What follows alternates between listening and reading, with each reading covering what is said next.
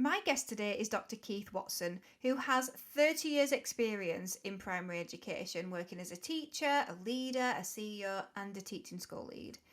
Keith is now a consultant and coach, coaching leaders and their teams on all things teaching and learning, but specialising in Challenge for All, which is what we're going to talk about today. So Keith is also the Curriculum Development Director for NACE, which is a charity that looks at cognitively challenging teaching for all learners. And he's even developed his own in-class coaching system called Para on the Shoulder. And he's trained hundreds of leaders in this method. Keith has such a wealth of knowledge to share with you, so let's dive straight into the interview. So Keith, welcome to the Teachers Podcast. Thank you. So I'm looking forward to learning a lot today because I don't feel like this is something that I know anything about, but I'm ready to listen and ask loads of questions. So you're here today to talk to our listeners about creating a cognitively challenging classroom. What on earth does that mean? I think you probably do know a lot about it, Claire. You just might not have put the labels on it that I'm using today. It's really about thinking hard. It's about challenging our learners at whatever age to think hard in the classroom. We do an awful lot in the classroom, and we'll all admit as teachers sometimes they're doing an awful lot, and are they really learning, and are they being really challenged? And sometimes they're not.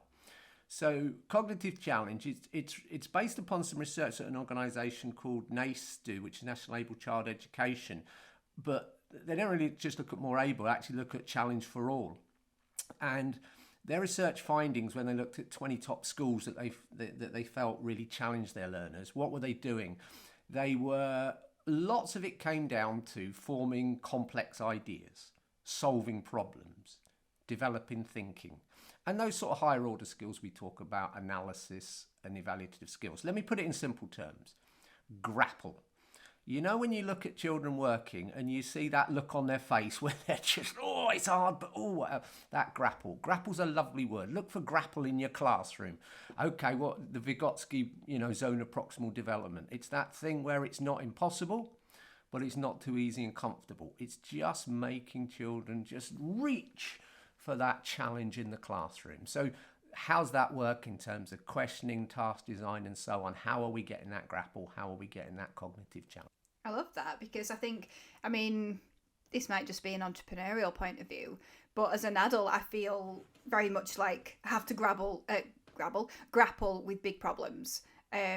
So I suppose really what we're just trying to create is that at an earlier stage, aren't we really? The schools in it use big questions because we tend to often think in lessons and obviously break things into chunks of lessons, but actually a cognitively challenging classroom is about thinking bigger things, and bigger questions and the problem solving, I think, is really part of that, and trying where we can make it even more real world and really deal with things and solve things, or in the classroom it can be solving problems in the classroom that makes it realer, the learning, just look for that notion of grapple. Yeah, and there is a difference, isn't there? Like you say, making it realer. There's a reason to do it if it's realer. Yeah, I think a lot of it is. Yeah. Okay, so why is it important?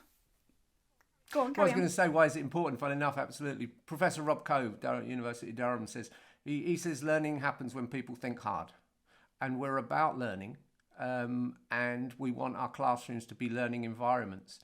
And I'll probably be talking about knowledge quite a bit in a minute, but we could get stuck at the knowledge side. And actually, we're trying to create young people who think, and young people who create, and young people who apply their skills. And I think that does that. I think there could be a danger in our classrooms with the Gove/Hirsch knowledge-based curriculum that we get stuck at just learning stuff that is, stuck in our long-term memory, great, but are we actually doing anything with it? And I think that's really important, to come up with tasks that get children to think. Talk a lot about what I call low threat, high ceiling. So the notion of tasks, challenge for all, but the kind of questions that get all children really thinking about their learning. So what does that mean in a primary classroom? Questions like, how many legs in the classroom? Everybody can have a go at that, can't they, in their maths? And of course, it's lovely. You watch children doing that and they start going 1, 2, 1, 2, and then suddenly the year threes might realise they could probably use their 2 times table. But then a few minutes in, they go, what about the chairs? What about the tables? What about the whatever? And off you go, and then you look at it for the whole school and whatever. So you've got a lovely open-ended task there that really challenges people to think at their level, and they could record that in all kinds of different ways. But a ceiling so high on that, you could end up with an algebraic function of how to solve that. And that's an example of the way in which we get our children to think and apply that knowledge, because they go back to the 2 times table and can use that, stuff they've learnt before.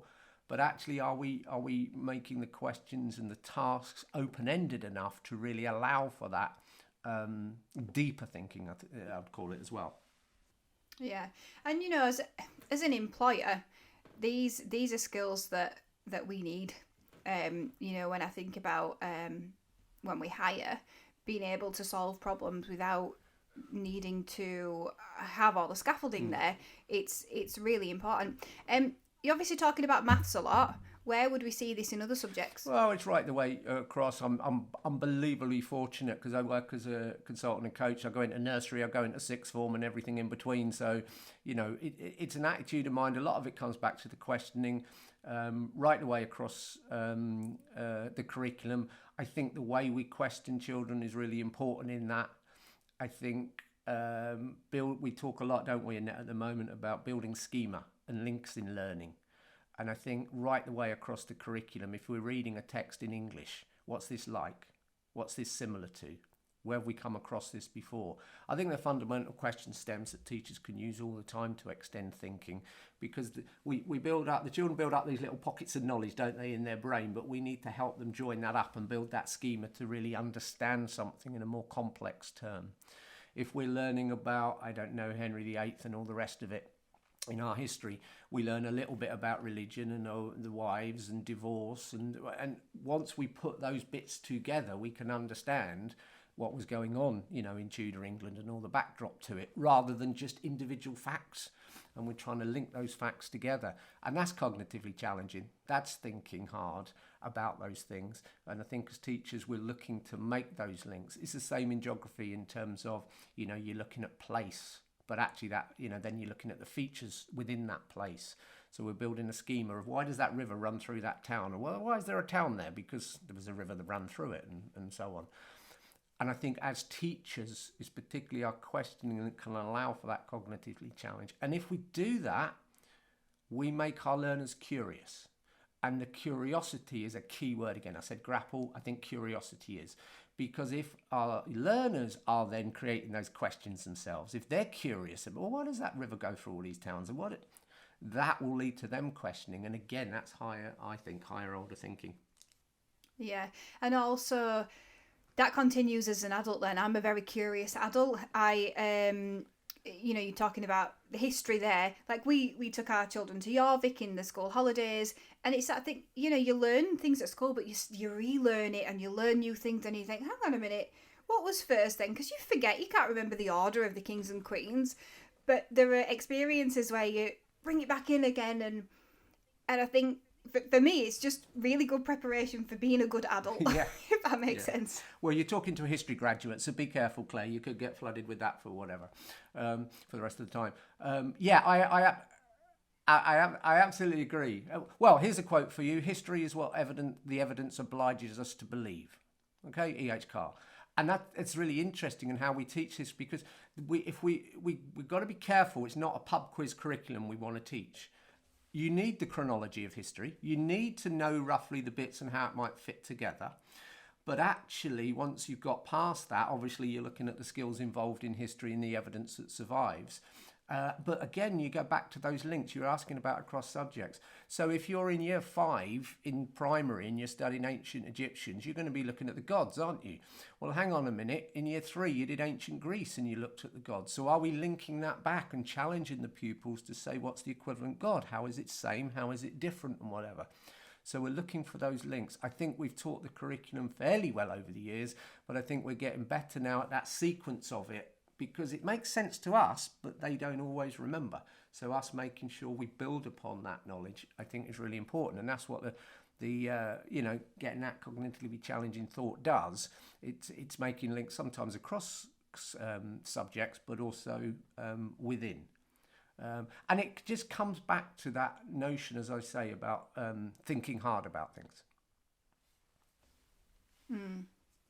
So why are you so passionate about creating this type of environment or culture in classrooms? Well, old man that I am, I'm still passionate after 30 years. You know, to teach is to touch a life forever. And that's what I try to do. And I've been unbelievably fortunate to work with so many teachers and leaders now in doing that. And, you know, the passion doesn't go away from it. Learning's exciting, learning's liberating. Education is the silver bullet. And you know, absolutely believe that. What I go into a lot of classrooms where, no, that's unfair. I go into some classrooms where there's, as I said, a lot going on, but really we've got underachievement going on and we're not challenging as much as we could do. I think it's a really interesting question to ask your class, not how hard did they work, how hard did they think. I think it's a fundamental difference. We do that a lot. Look, we talk about poor proxies for learning. Oh, look, they're all on task. They've all got their head down. They seem to be working, but are they learning? Teachers, be brave. Ask your class tomorrow. It's okay. Get your children to say, right, mark out of 10. How hard did I think? And you'll get some that go 2 out of 10, too easy. You'll get some go 12 out of 10. My brain hurts. It's going to explode. I can't do it. But over time, linking to self-regulation, they'll get better at that. And you want that feedback from the pupils. Was it about right today? Was it a 7 or 8? Or, you know, where was I with it? It's really interesting, the word challenge. If I visit a lot of schools where I do, they have something called a challenge award. Schools can work towards a challenge awards, and I go in and review the school and see if they can achieve the award. And I interview pupils. Number of pupils that I'll interview, and I'll say to them, what does the word challenge mean? Because we use that in class all the time. What does challenge mean? And it's amazing how many children say, the challenge is what you do when you've finished your work. To which I said, well, what have you done for the other 40 minutes in the lesson? Then you twiddled your thumbs. Now they haven't. And of course, the teachers don't mean that. And I'm about in really good schools. But we've ended up with, you know, we have things like the chili challenge, which is nice. 1 chili, 2 chili, 3 chili. I see people do things like the Nando's, you know, menu or whatever. And that level of challenge. And that's good. We want that, you know, there's different challenge and so on. But we've turned it into a little bit. We do a load of work and then we might be challenged. So actually, can we get that notion of challenge for all, and how are we getting challenged right the way through the lesson? So be brave, teachers. Ask your children that. See what they say about it. Yeah, I think it's really interesting because I think as teachers we can think of the word challenge sometimes and even be a little bit scared of that and about what it means. And I think I'm somebody who is very curious and questions a lot, and we've even talked about questioning, but to me, and I can't sort of put it into words, it's something different than that. It's this understanding of, I think it's more about being curious. It's about helping children to be more curious, which we can do in all sorts of subjects. It doesn't necessarily have to be maths. I remember doing that a lot, actually, especially on supply, because I didn't feel very constricted by exactly what I had to do that day. But I was like, oh, look, you know, something came into it. Let's talk about that. So that is interesting, just building this, being curious yourself as a teacher, I guess, and sharing that passion. Yeah, absolutely. And your teacher needs to be, you know, evolving all the time, finding new things all the time, and looking for new ways of doing things and discovering things. It's like Google Maps and things like that, you know, and when they come along, oh, what can we do with this? It was a new resource that could be used really creatively in your teaching. So you're looking at that. And you know, part of your role there is that awe and wonder that you're trying to create with the children, and that excitement about learning, and communicate that love for learning that should stay with them right the way through their lives. You know, it's good. It's an interesting. I remember years ago speaking to a year 6 pupil, and I don't like the word clever. I don't think it quite works because that's you know, I don't believe ability's fixed and all the rest of it. But I said to him, you know, is it good to be clever? And he said it is in this school. And that was really interesting because what he was saying was he was in a culture where doing well, achieving well, thinking hard was valued. And being a year 6 pupil, he was a bit nervous going off to year 7. Or if I go to year 7, what you know, will it be a good thing to show that I really achieve highly, and how will that be received? He went to a really good school that it was fine. But that was just an interesting notion. You're trying to create a climate where learning's valued and celebrated. And also, one of the things that we found in research as well was, that more open outcomes often leads to really the wow moments. We talk about multiple solution pathways. So actually, there's not just one way of doing it. That you're looking for tasks where there's different ways of approaching it, because that way you'll get children to use different skills that they've got across the curriculum, and they might find another way of doing it. I go back, I know it's another maths example. I remember teaching year 5 maths class where we were looking at, it was basically Pascal's triangle. You got 1 dot, then you got 2 dots, then you got 3 dots. How many would you have on the 10th line, the 20th line, or whatever? And people can do that again, low threat, high ceiling. People can do that just by counting and recording. Some can really get onto algebraically. And one girl in the class, I remember, she just started drawing triangles and she solved it geometrically. And she said, well, there's this many triangles here, there's this many triangles here, and add it all up and whatever. Completely different way of solving it. Weird story. 10 years later, I'm travelling to London on a train with my children. My own children were perfectly behaved on the train, honestly. Well, let's ignore that. But as we're going along, this just going to get off at Waterloo. This 21-year-old, she looked student, got up and said, Dr. Watson, it's you, isn't it? I said, yeah. She said, oh, I'm Harriet. I remember you, Harriet. And I said, what are you doing now? She said, I'm in London studying. I said, what are you studying? She said, architecture. Fascinating, go back to her as a 10-year-old solving a problem, basically, geometrically, and she becomes an architect. If we design tasks that are open enough for multiple solution pathways, people can show their learning in different ways. And I think that is really about trying to create environments where there's challenge and cognitive challenge. And I think that's really important, because I remember even my own time as a child, and I felt very much like I would have wanted to solve it in a way like that, but it was the wrong way to solve it, because maybe I didn't want to solve it in the you use the word clever, the most clever way. And I think the word clever is really interesting. So I was just thinking about that in terms of my daughter who's in year 1.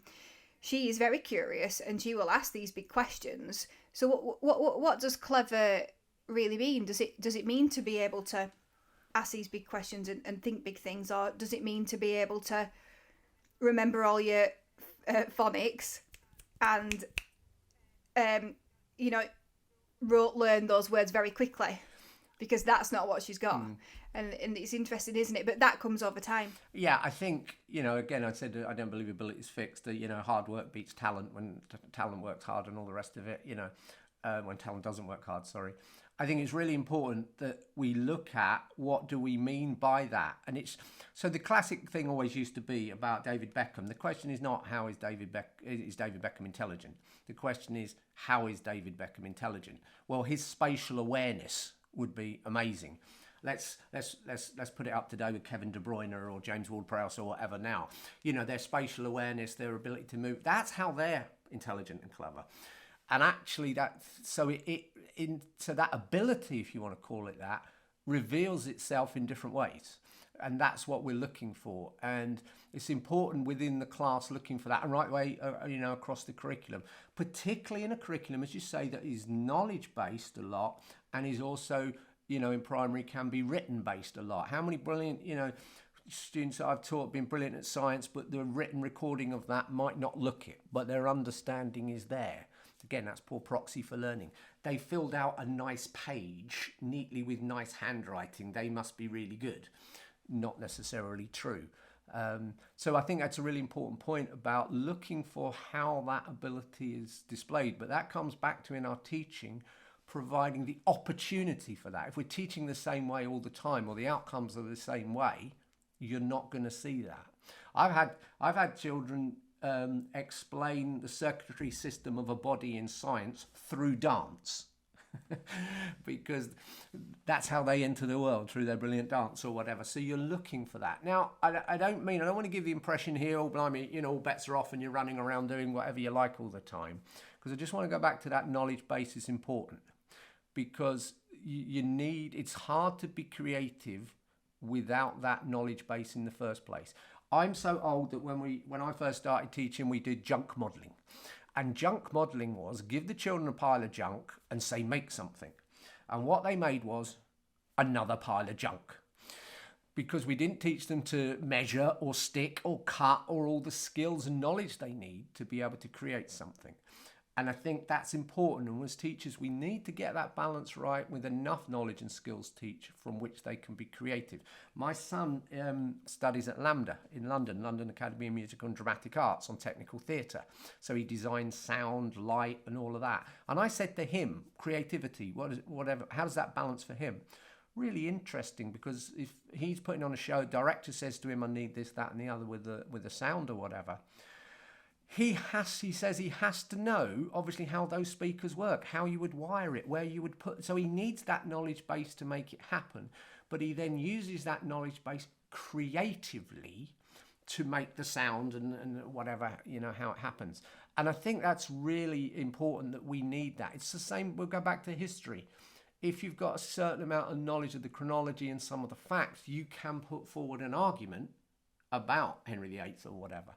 So I think we need that balance, and it's making sure our learners have enough of that knowledge and skills, and that's the taught bit a lot from us as teachers, but then allowing where we can that application and show the learning in different ways. I think that's important.